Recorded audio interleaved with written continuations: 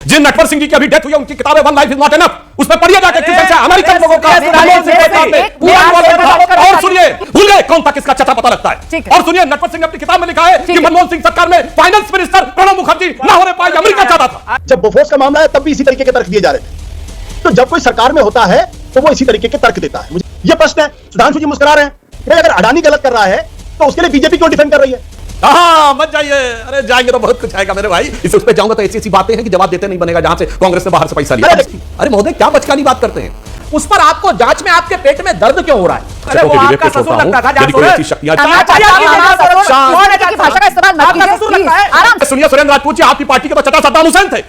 दोस्तों नमस्कार, स्वागत है आप सभी का। आप देख रहे हैं एसके डिबेट। करीब 1.5 साल बाद हिंडनबर्ग की एक और रिपोर्ट आई है।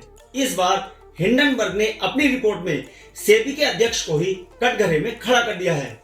रिपोर्ट में कहा गया है कि सेबी के अध्यक्ष माधवीपुरी बुच और उनके पति धवल बुच की अडानी ग्रुप की उन कंपनियों में हिस्सेदारी रही है जो वित्तीय अनियमितताओं से जुड़ी हुई है। रिपोर्ट के सामने आने के बाद सियासी बार पलटवार का दौर भी जारी हो गया है, जहां एक तरफ राहुल गांधी ने कहा चेयरपर्सन माधवी बुच ने इस्तीफा क्यों नहीं दिया। उन्होंने आगे कहा भगवान ना करे अगर कुछ गलत हो रहा है और निवेशकों का पैसा डूब जाए तो कौन जिम्मेदार होगा। दूसरी तरफ बीजेपी से देश की आर्थिक ताकत के खिलाफ साजिश बता रही है। आज की डिबेट इसी मुद्दे पर होने वाली है। बीजेपी की तरफ से सुधांशु त्रिवेदी, सुरेंद्र राजपूत कांग्रेस पार्टी की तरफ से और राजनीतिक विश्लेषक आशुतोष गुप्ता हैं। दोस्तों वीडियो बहुत मजेदार होने वाली है। आपसे अनुरोध है वीडियो को अंत तक जरूर देखें। वीडियो पसंद आए तो लाइक करें, शेयर करें, कमेंट करें और मेरे चैनल को सब्सक्राइब करें। चलो दोस्तों मेन डिबेट स्टार्ट करते हैं। चलिए शुरू करते हैं। सर रिपोर्ट तो हिंडनबर्ग की आई है ना, और हिंडनबर्ग में मुख्य जो निवेशक है सर वो जॉर्ज सोरोस ही है ना, और वो जॉर्ज सोरोस सर मोदी विरोधी है ना। तो यहाँ तो सीधे सीधे फिर ये मोटिव क्यों ना माना जाए कि ये सारा का सारा खेल सिर्फ बीजेपी सरकार पर निशाना साधना है। सर अभी तक हिंडनबर्ग वाली रिपोर्ट पे सुप्रीम कोर्ट ने कहा था 3 महीने के अंदर सेबी अपनी रिपोर्ट दे, जो 24 में से 22 काउंट को छोड़ के 2 काउंट थे उस पे सेबी ने अभी इस पर कोई रिपोर्ट नहीं दी। तो इसलिए ना तो हिंडनबर्ग की रिपोर्ट को हम क्लीन चिट दे सकते हैं, ना अडानी को क्लीन चिट दे सकते हैं, ना सेबी को क्लीन चिट दे सकते हैं। Let's wait for the final result from the SEBI. तो जब भी कोई सरकार में होता है तो उसका एक टूल किट होता है। जब उसके खिलाफ जांच की बात की जाती हो, उसके खिलाफ आंदोलन होता हो, तो पहली चीज यूज की जाती है ये तो विदेशी साजिश है, फॉरेन हैंड है। और वो फॉरेन हैंड इतना मजबूत हो जाता है इंदिरा गांधी के जमाने में कि जयप्रकाश नारायण को भी सीआईए का एजेंट घोषित कर दिया जाता है, मोरारजी देसाई को सीआईए का एजेंट घोषित कर दिया जाता है। जैसे आज की तारीख में लोगों को सीआईए का एजेंट तो नहीं घोषित किया जा रहा, लेकिन उसका देश को अस्थिर करने की साजिश का हिस्सा बता दिया जाता। इंदिरा गांधी भी बिल्कुल इसी तरीके से बातें करती थी। जब बोफोर्स का मामला है तब भी इसी तरीके के तर्क दिए जा रहे थे। तो जब कोई सरकार में होता है तो वो इसी तरीके के तर्क देता है। मुझे इसमें कोई हैरानी की बात नहीं, मैं इसको लेके मुझे बिल्कुल, इसलिए मैं थोड़ा मुस्कुरा रहा था जब बातचीत हो रही जी। ये जो बहस आज हो रही है अडानी पे तो बहस ही नहीं हो रही, इसका भारत की अर्थव्यवस्था से कोई लेना देना नहीं है। सीधा सा सवाल है कि क्या सेबी की चीफ का कॉन्फ्लिक्ट ऑफ इंटरेस्ट है या नहीं है। मैं ये कह रहा हूं कि असली मुद्दा क्या जिस पर आज हम बहस कर रहे हैं, असली मुद्दा तो यह है कि जो सेबी की चीफ है उनका कॉन्फ्लिक्ट ऑफ इंटरेस्ट है या नहीं है। बेसिक सवाल यह है। इसका जॉर्ज सोरोस से कोई लेना देना नहीं, इसका हिंडनबर्ग से कोई लेना देना नहीं। इसका सिंपल सा सवाल यह कि एक रिपोर्ट आई जिसने कहा है कि हिंडनबर्ग की रिपोर्ट की सेबी चीफ का कॉन्फ्लिक्ट ऑफ इंटरेस्ट है, अडानी में उन्होंने पैसा लगाया, स्टेक होल्डर्स हैं और अब वो जांच कर रही। उन्होंने खुद माना है कि उनके वो स्टेक होल्डर्स हैं। ये प्रश्न है, सुधांशु जी मुस्कुरा रहे हैं, लेकिन मैं एक चीज समझ नहीं पा रहा हूं कि भाई अगर अडानी गलत कर रहा है तो उसके लिए बीजेपी क्यों डिफेंड कर रही है, अगर सेबी गलत कर रहा है तो उसके लिए बीजेपी क्यों डिफेंड कर रही है, और अगर दोनों गलत कर रहे हैं तो उसकी जांच कराने में क्या प्रॉब्लम है। ठीक है सर, मैं जवाब देती हूं। इन्वेस्टिगेशन के दौरान अपने आप को रिक्यूज किया है, रिक्यूज नहीं किया, इतना सा प्रश्न है बस।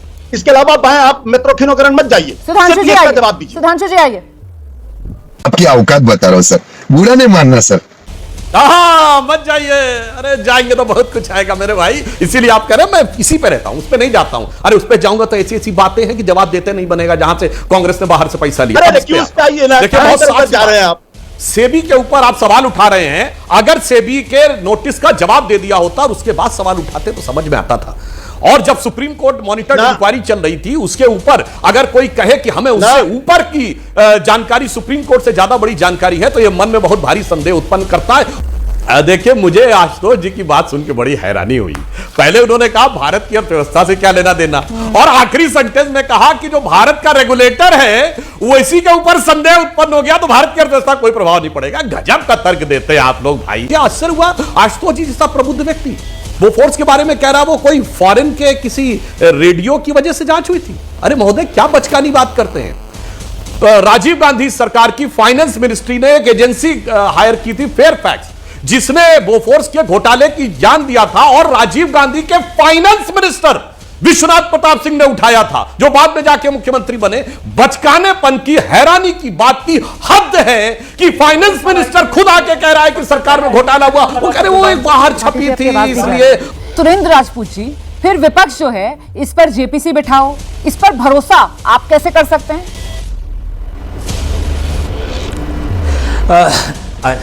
अबे जल्दी बोल, कल सुबह पनवेल निकलना है।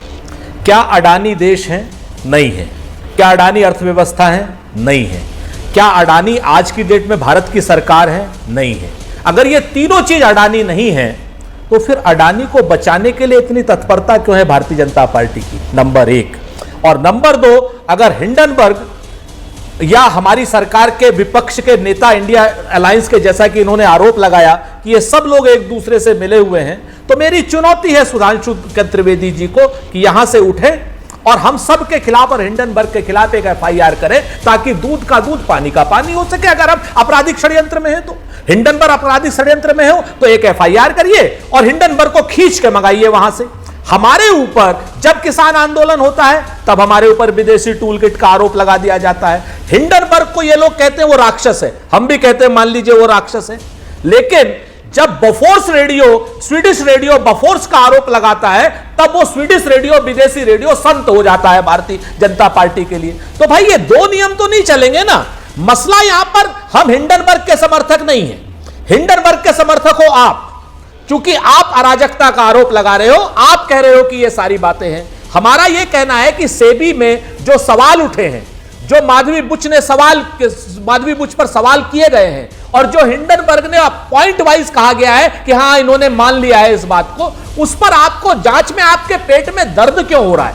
मेरी समझ से बाहर बात है कि अडानी आपके मामा लगते हैं, अडानी आपके नाना लगते हैं, कैसे कैसे लोग रहते हैं यार यहाँ पर, या अडानी देश होते हैं, या अडानी क्या है जो पूरी भारत सरकार का इकोसिस्टम अडानी को बचाने पर लगा हुआ है। अडानी को अपना बचाव खुद करने दीजिए।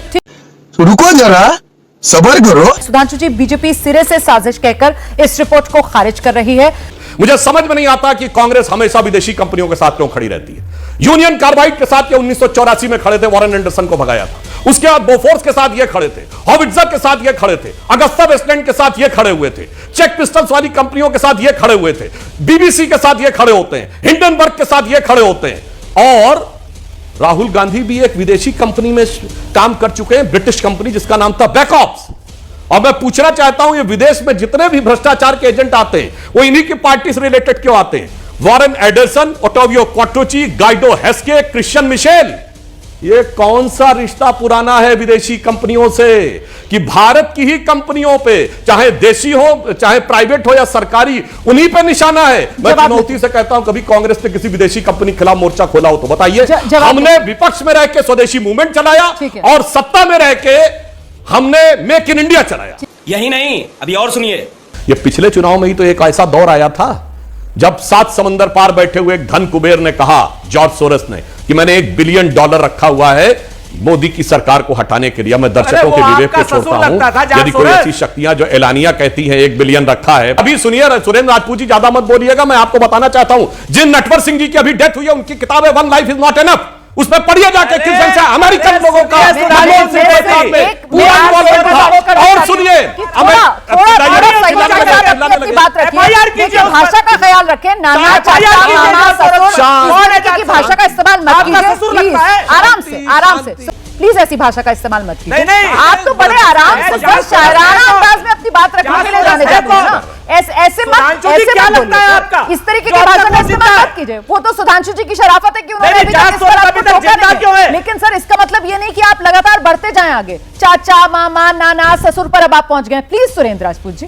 अरे सुनिए सुरेंद्र राजपूत जी, आपकी पार्टी के तो चचा सद्दाम हुसैन थे,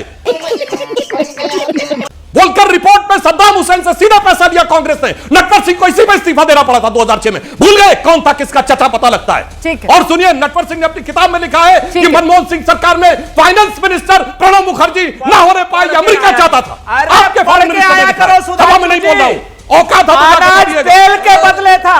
सद्दाम हुसैन हमारा ही नहीं, आपका भी चचा था। मजा आया। देखा दोस्तों, आपने सुधांशु त्रिवेदी जी, सुरेंद्र राजपूत और आशुतोष गुप्ता तीनों को सुना। आप किसकी बात से सहमत हैं? दोस्तों, वीडियो को लास्ट तक देखने के लिए दिल से धन्यवाद। और वीडियो के बारे में आपकी क्या राय है कमेंट सेक्शन में कमेंट करके बताएं। और अगर वीडियो पसंद आई हो तो लाइक करें, शेयर करें, कमेंट करें और मेरे चैनल को सब्सक्राइब करें। तो दोस्तों, मिलते हैं अगली वीडियो में। जय हिंद, वंदे मातरम, जय श्री राम।